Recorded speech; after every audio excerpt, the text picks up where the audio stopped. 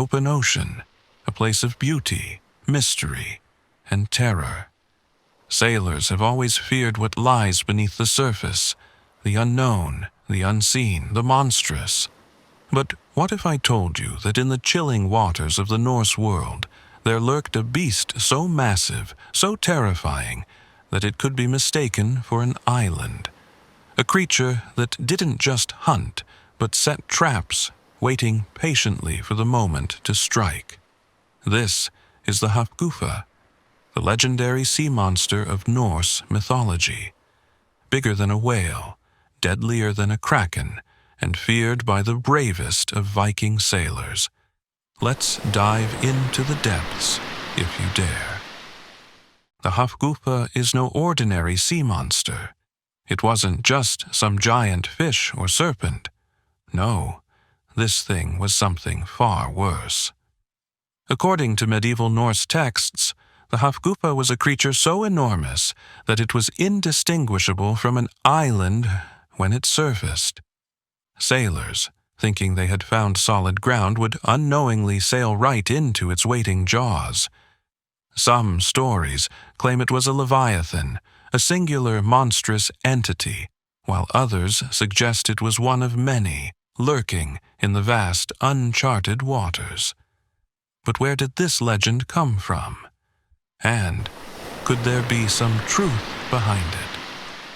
Unlike most sea monsters in mythology, the Hafgufa wasn't just a brute force predator. No, this creature was a master strategist. According to the Norse text Konungs Skuggsja, the King's Mirror, from the 13th century, the Hafgufa used an eerie and terrifying hunting method. Instead of chasing its prey, it would do something far more sinister. It would open its gargantuan mouth and remain completely still, releasing a strange scent or bubbles into the water. Small fish, completely unaware, would be drawn toward it, thinking they had found food or safety. Then, in an instant, the jaws would snap shut, swallowing everything inside: fish, ships, and anything else unlucky enough to be caught in the trap. Imagine being a Viking sailor, thinking you found refuge, only to realize, too late, that the island beneath your feet is alive. The Hafgufa isn't the only monstrous sea creature in Norse mythology. In fact, some scholars believe it might be another version of an even greater beast, Jormungandr, the world serpent. Jormungandr was said to be so enormous that it encircled the entire world, biting its own tail. Could the Hafgufa be one of its offspring?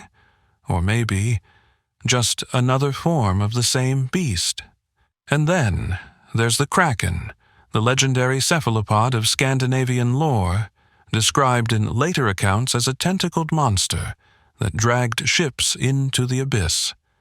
Some theories suggest that the Hafgufa and the kraken were once the same myth, only evolving into different creatures as stories spread across the ages. But while the kraken was known for its tentacles, the Hafgufa was something far more alien, something patient, calculating, and eerily silent. A monster that doesn't chase, but waits. Now, you might be wondering, was the Hafgufa just a legend, or could it have been inspired by real sea creatures? One theory suggests that Viking sailors might have encountered massive whales, like the sperm whale, which have been observed luring prey into their mouths using bubbles and suction. Others speculate that underwater volcanic formations could have resembled giant, unmoving creatures, fooling sailors into thinking they had landed on something alive. And then there's the megalodon theory. Could the Hafgufa have been based on real, ancient sea predators that once roamed the earth? A prehistoric super-predator, lost to time, but remembered in myth? Perhaps the legend was never just a story. The Hafgufa's story didn't disappear with the Vikings. In fact, it still haunts modern tales today. It has appeared in fantasy novels, video games, and even recent Icelandic folklore, sometimes blending with Kraken legends, sometimes standing as its own terrifying force.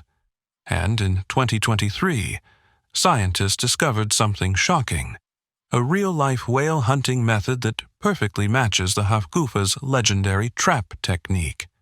That's right. Whales today have been observed floating with their mouths open, waiting for prey to swim inside, a hunting method first described in Norse mythology, over 700 years ago. So, was the Hafgufa just a myth, or a warning? If you found this story as fascinating as we did, don't forget to like this video and share your thoughts in the comments below. And for more captivating tales of myths and legends, hit that subscribe button and turn on the notification bell. Until next time, this is When Myths Come Alive, bringing the legends of old back to life.